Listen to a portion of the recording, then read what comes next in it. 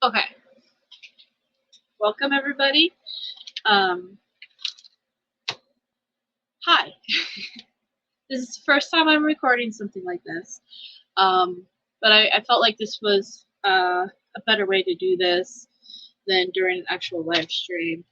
Then I could try out some things. I've never done this before like this, so hopefully this goes over well. So I wanted to discuss convicting a murderer, and I wanted to go over just the Brendan stuff because one, this is a Brendan channel. I know Brendan's stuff very well. I know pretty much it like the back of my hand, and I'm not that versed in Stephen's case stuff. There are other places that could do it better than me. One of those places, Foul Play. You can go to their YouTube. I'll post it in the comments as this is playing live. And I think they are going over each episode and kind of dissecting it, and they're probably going to do it a lot better than I could. So yeah, I just wanted to discuss the Brendan stuff because there were some things I watched it because I knew that it was going to be. I knew that it wasn't going to be very flattering to both the guys, but I wanted to watch it so I could understand what basically I'm up against, because I knew that other people are going to take it and quote from it and say, but what about this that was said? What about that was said? Well, then I can come back and give you the proper information, which that's why I'm doing this right now. I told Brendan that I was watching it and that I was going to be making these videos, and he was supportive of that, so that's why I'm doing this. That being said, the first episode only mentions Brendan once, and I am going to go over the first episode. I'm going to give you a brief synopsis, only because I feel like the first episode is kind of foretelling of how the rest of this is going to be, and there are some things that I can point out that I disagree with, or that I know are false, or yeah. So episode 1, here we go. With convicting a murderer, the very first episode is basically like a rundown of everything that you're going to be seeing throughout the whole entire series. And it foreshadows a lot of what they're going to be discussing, and I feel like they also set the tone by how they're going to approach certain topics or individuals. I believe, like, for instance, I have the belief that they say that they're non-biased, but I feel like it is very biased, and I'll point out when I see that happening. And yeah, so right in the very beginning, we see our hostess, who is Candace Owens. So she is basically what happened was that Sean Reck created it. He's the director. He then tried to find a buyer for many, many years. I think it was about 4 years. And then he finally found a buyer through Candace Owens. So she is with Daily Wire, and she bought Convicting a Murderer, the show, through Daily Wire. And so Daily Wire is the one who's hosting this. Candace Owens, I don't really have a high opinion of her to begin with. I never have. That being said, she's not really super versed in the case at all. She made some really shocking statements before the case came out. Basically saying that one of the things was that Stephen was convicted of murder in 1985. And that's untrue. He was never convicted of murder before the Teresa Halbach case. He was convicted of rape, and that turned out to be a wrongful conviction. But the victim, Penny Bernstein, is still alive and well. So right off the bat, just from that impression, I can't say that Candace Owens is really particularly knows anything she's talking about here in the case. She gives a lot of her own personal opinions. She makes a lot of shocking statements. I think that's what she's good at in general, is making shocking statements that she knows that the Daily Wire will back her up on. So that gives her publicity, because she's made a lot over the years in general. So it doesn't really shock me that she's doing that in here. But when I come across them, I'll tell you. There's definitely one we're going to be going over in this episode. But so we are introduced to our hostess, Candace Owens, and she talks about ma'am, and then they start going into who the directors are. And one of them is Laura Riccardi. Probably saying her name wrong. And I know the other one is Maura, and they directed it. They were very hands-on, and they talk about how she was a lawyer, like Dean Strain. They have an interview with Dean Strain where he talks about how Laura was a lawyer who was reading the newspaper and saw Stephen in the New York Times. They were talking about how Stephen was being convicted again for murder after being released, wrongfully convicted on the rape. So she dropped everything and went out to Wisconsin to film this documentary. They kind of make it sound like, who would do that? I mean, somebody who wants to make a living in making documentaries would do that. That's not something uncalled for or weird, in my opinion. I mean, if I had the money and the resources to follow my passions, I would be doing it too. I mean, so I can't hate on somebody for seeing an opportunity and taking it. They did quote her.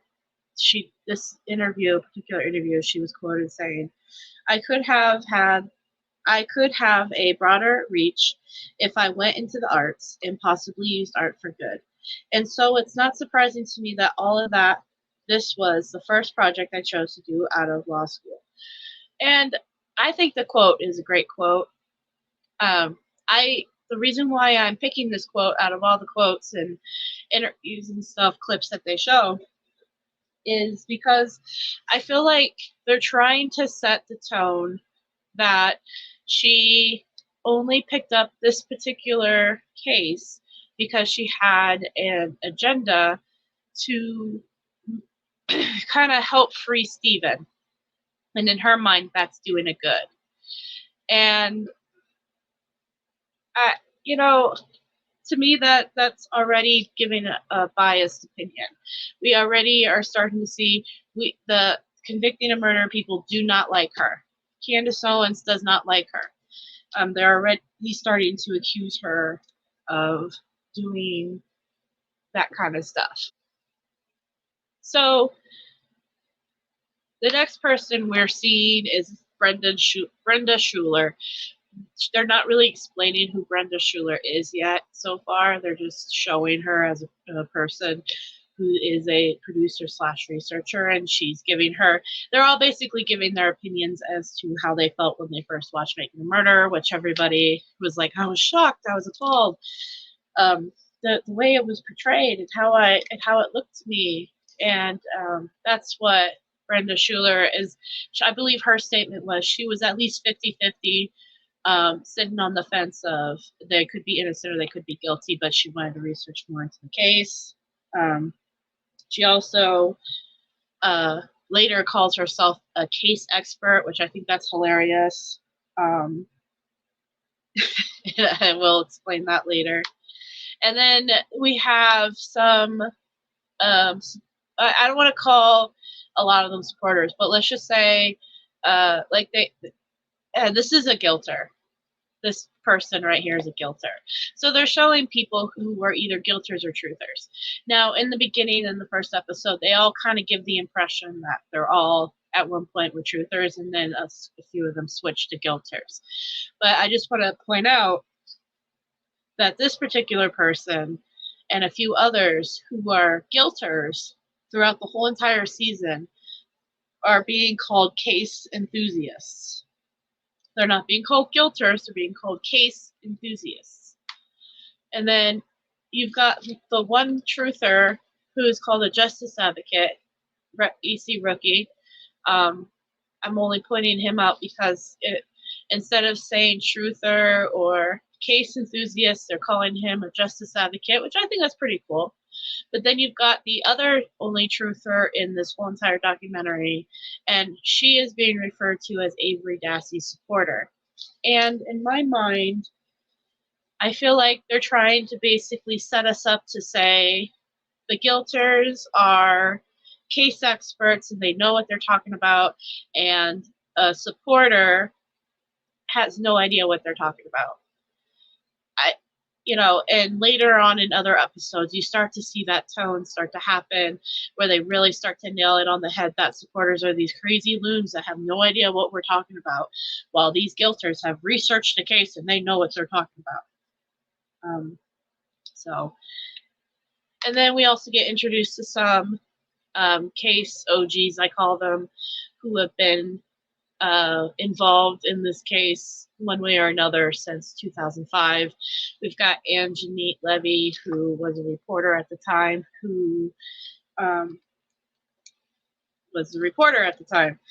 and this case basically like made her career really pop. She talks about how when she first got into the news business, she was covering small stories, and how this particular case basically was her first big break into that. So,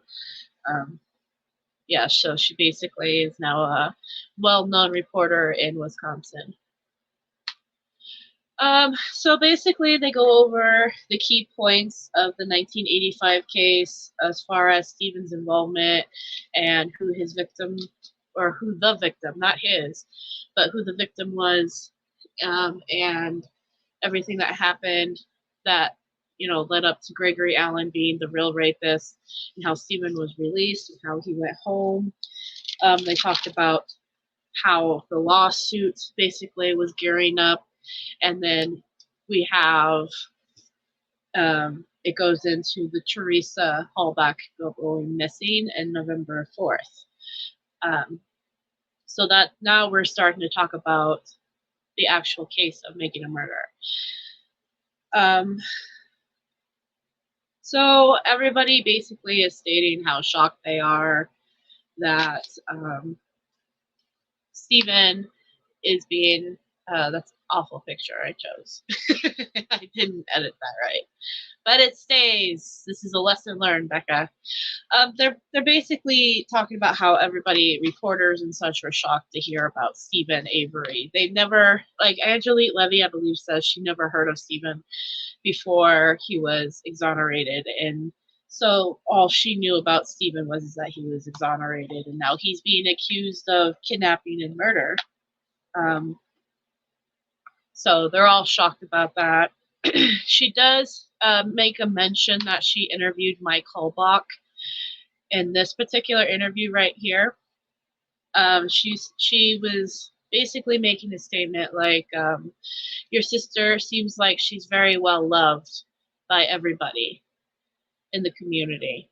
And he then proceeds to tell Janet Levy that she was, and the key word is was, she was very well loved and respected. And this interview happened on November 5th. And Janet Levy makes a statement, my heart, dropped. And I just thought, wow, they know she's already gone, which is a pretty weird thing to say if your loved one goes missing after one day, unless you know something, in my opinion. So yeah, it's kind of like, well, it's just been one day. She could still be alive out there. You don't know. But I wouldn't want to start picking out, I don't want to be crude about it, but if my sister went missing, I wouldn't start picking out a casket the day after she went missing. I would still be out there. Not saying he wasn't. He was out there looking for her, but it's just a very weird statement to make one day after. But they start talking about the evidence. They start brushing over it, I should say.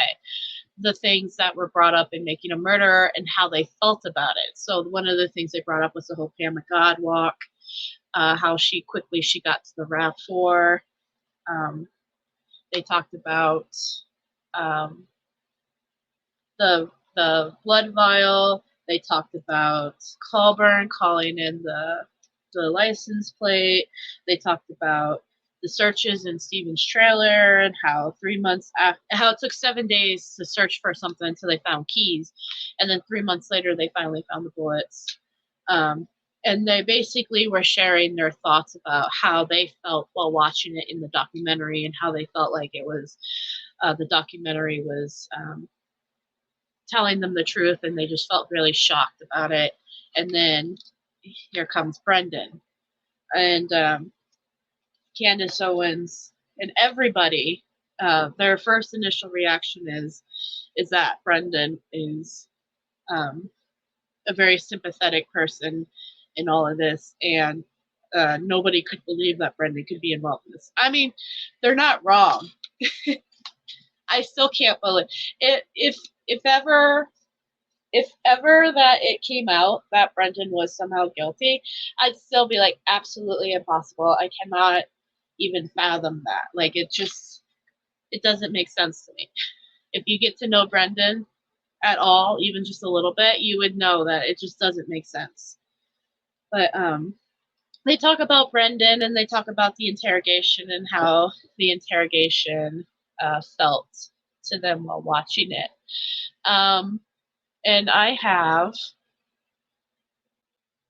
they talk about the particular scenes in Making a Murderer that they showed that were very shocking about Brendan's interrogation, and the one very famous one that we all know. I'm just going to come out and ask you, who shot her in the head? He did. So that was a very shocking part of the documentary. A lot of people, including Laura Nyrider and Steve Risen, who are Brendan's lawyers, have pointed out that was basically the key information that that only the killer would know that they fed to Brendan. One of the many things they fed to Brendan. And so that was brought up, though, in Convicting a Murderer, is that particular scene, which, I mean, it's a very powerful scene, and it's a part of, I tell people all the time, you need to watch the whole entire interrogation from beginning to end.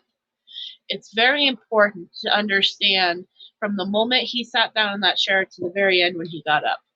And not because I feel like people need to suffer, because I know it's a hard thing to watch. But if you watch every single interrogation all the way through, you start to see the pattern in how they talk to him, how they interact with him, how he starts to respond to certain things and only certain things. And then he even retracts certain things. Like it all matters in the interrogation. But if I had to pick a key moment, that would be one of them, next to the whole "they got to my head." So they go in next to media coverage of Convicting a Murderer, or not Convicting a Murderer, Making a Murderer. They go into how the media responds to it. This is actually one of the very first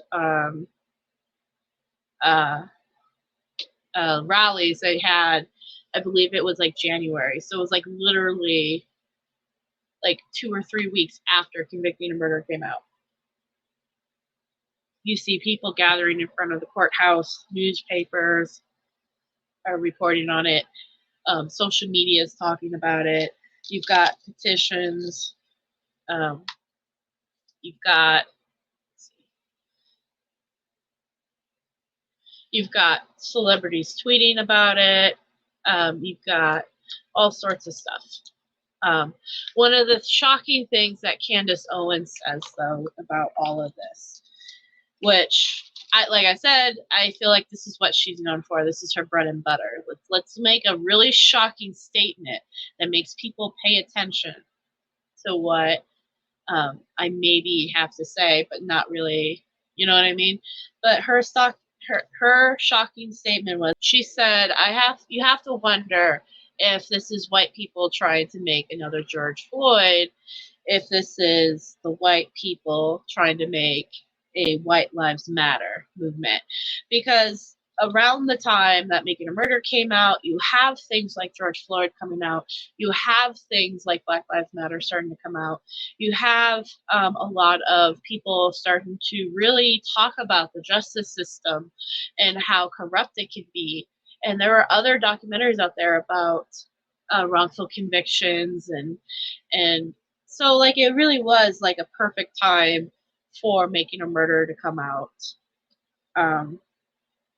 But yeah, so they talked about the media and how they're portrayed. Like I said, you've got the celebrities, and then they start talking about how people go on Reddit, and then they want to talk about the guilters versus the truthers. Now, they don't actually show any comments from any truthers. The only hateful comments they've showed so far in episode 1 were guilter comments, like this one. And this is actually what's funny enough is Rich Donovan is in the documentary Convicting a Murderer, and he's a guilter. He once was a truther, but then he switched to a guilter, and this is when he was a guilter. That's his account calling Paula a hypocrite sea bag. And he's one of the most like nasty trolls that he's not allowed even to be on Twitter anymore. I know he probably has a Twitter account out there, but one time he even told me to go unalive myself. Like, that's literally how nasty this guy is. But you know, they're talking about the truthers versus guilters and how nasty it got. They're showing all of these comments from the guilters, but then later in later episodes they talk about how us truthers are the bad guys and how we leave nasty comments. But you know, they make the guilters out to be innocent. They're not actually saying, by the way, these comments are from guilters. They're just saying they're comments from the whole thing. So I think that's interesting because obviously they have a narrative, and that is to bash truthers. Then they start talking about Brenda Schuler and who she is. And like I said, this is where she says, I'm the case expert. She fact-checked Michael Griesbach's book. She fact-checked Ken Kratz's book. Both of those books have really bad facts in them about the case. That's why I think it's funny.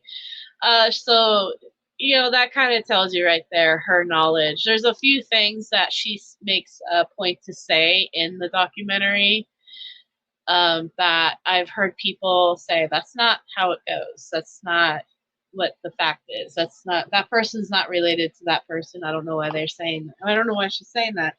So, I mean, that kind of tells you, is she really an expert? Really? I don't think so. I think there's other people who could have been better at it.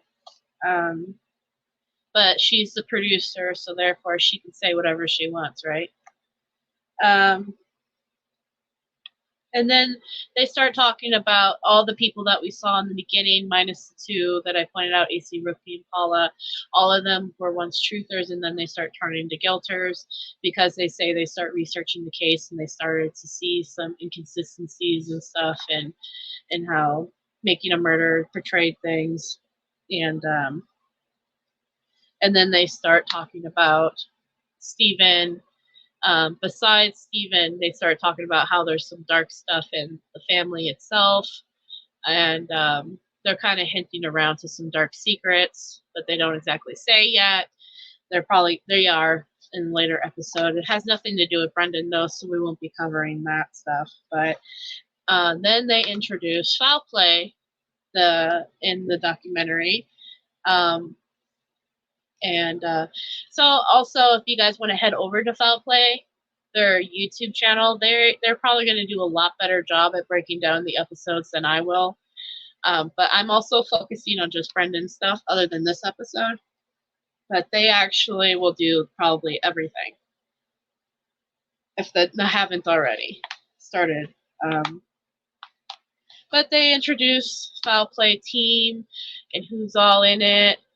So we see the main people that you'll see talking, and they ask him mostly, though. I noticed they mostly asked them about the '85 case and his past and Stephen's past crimes, like the breaking and entering of a bar.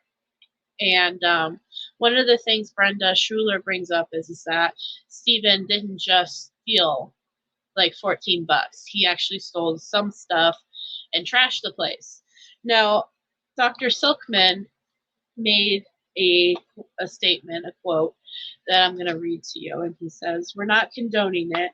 He did do bad things, but I think what we're looking here is the type of crimes he did. He never attacked people. He never raped women. He never bashed people up. He took property." And then Susan says, well, you see her on the screen. She says they didn't allow that in court because it didn't relate to the case. And she's talking about the case being the Teresa Halbach case. I think these are two very important quotes because, one, they chose these quotes for them to say it because they want to try to show you that these people have no idea what they're talking about. I agree with Dr. Silkman's statement. I don't know his full statement, if this is exactly what he said or if they edited it or anything like that. Only they would know 100% on that.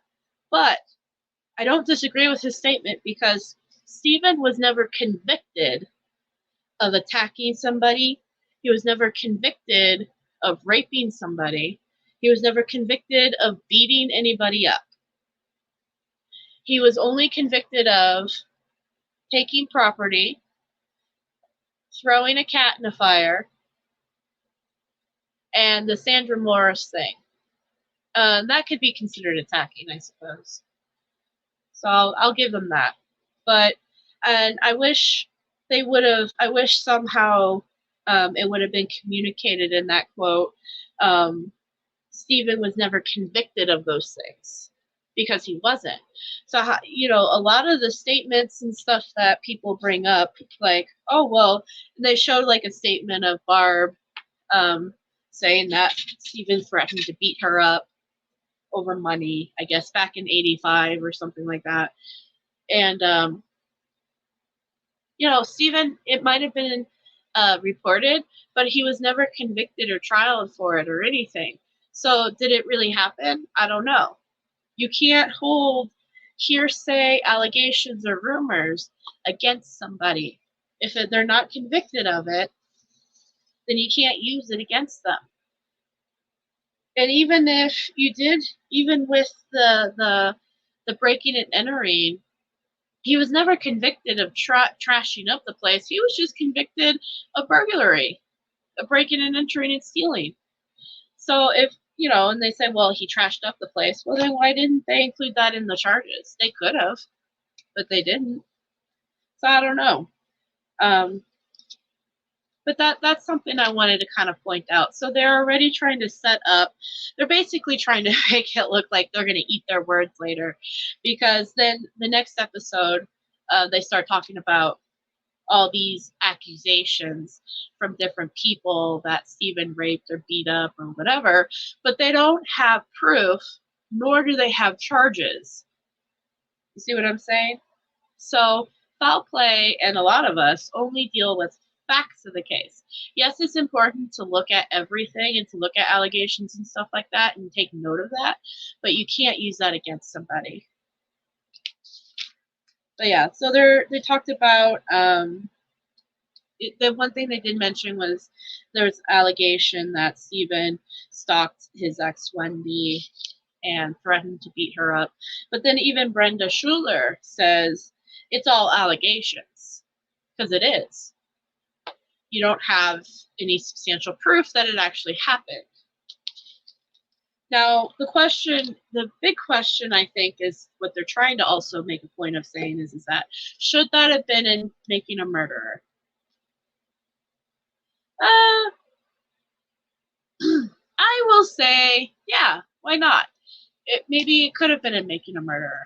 Maybe it could have been talked about. But these things were allegations. They weren't facts. Making a Murderer talked about actual things he was charged with, like the breaking and entering in the cat and the Sandra Morris thing. A lot of this stuff that they're going to continue to talk about in Convicting a Murderer was just hearsay and allegations. So I do give Making a Murderer some credit, because it's not like they didn't just take allegations and try to run it as facts and all that.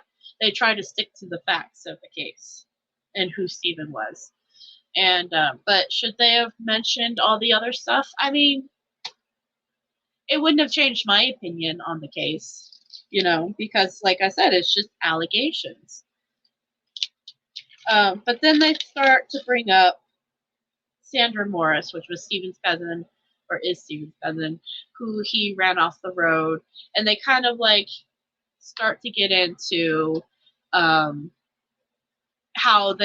a lot of people who believe that Stephen is innocent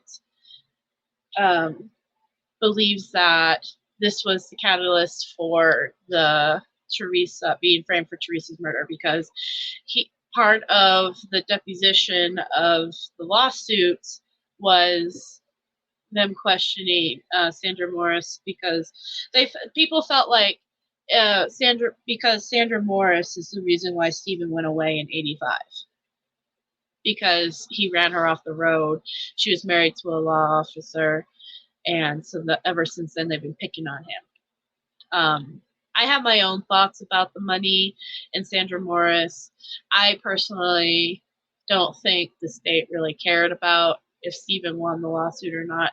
I don't think that was the reason why he was targeted again. But that's for another day. But yeah, that's basically a rundown of the first episode of Convicted Murder. And then they start to go into the next episode, which I'm going to have to review it again. I don't think I'm going to cover it because, like I said, from here on out, I'm only going to be talking about Brendan's stuff. So Brendan isn't really brought up a lot in the next few episodes of Convicting a Murderer. So the next video I do is probably going to be more of a combination of episodes, because it just would be easier that way. But yeah, so that's basically the gist of the first episode of Convicting the Murderer. And like I said, the reason why I wanted to talk about it is because I just wanted to kind of like give you guys that foreshadowing of how things are going to be portrayed in later episodes, as far as how truthers are going to be portrayed, how foul play is going to be portrayed, how Stephen and his family are going to be portrayed, how Brendan's going to be portrayed. Like they claimed for weeks leading up to this that Convicting a Murderer was non-biased. It's 100% biased. And yeah, and I hopefully you guys stick around and you'll see the next few episodes I do on this and you enjoy. Like I said, please check out the Foul Play channel. You can also check out Millbilly's channel. You can check out Mystic Jinx channel. I don't know if anybody else is going to be covering Convicting a Murderer. I hope they do. But in general, those are the people that I would go check out for case-related YouTube videos, and or if you have questions more about Stephen's case. And yeah, I just hopefully we can start to put the truth out there. You can't change the truth, and the truth is that Brendan is innocent, and so is Stephen. And that's just, no matter what allegations, hearsay, rumors, anything that's out there, the truth is the truth, and the facts are the facts. And did Making a Murderer leave out things or splice things up to a certain way to fit their narrative? Of course they did. But so did Convicting a Murderer. No, you can't say that any documentary doesn't do that, because it's very well known that documentaries do that. So that's why I always say take away making a murderer, take away convicting a murderer. Dive into the actual case files. Dive into the actual facts of the case, and you'll see for yourself. I hope everybody has a great day and stays positive, and I'll see you guys next time.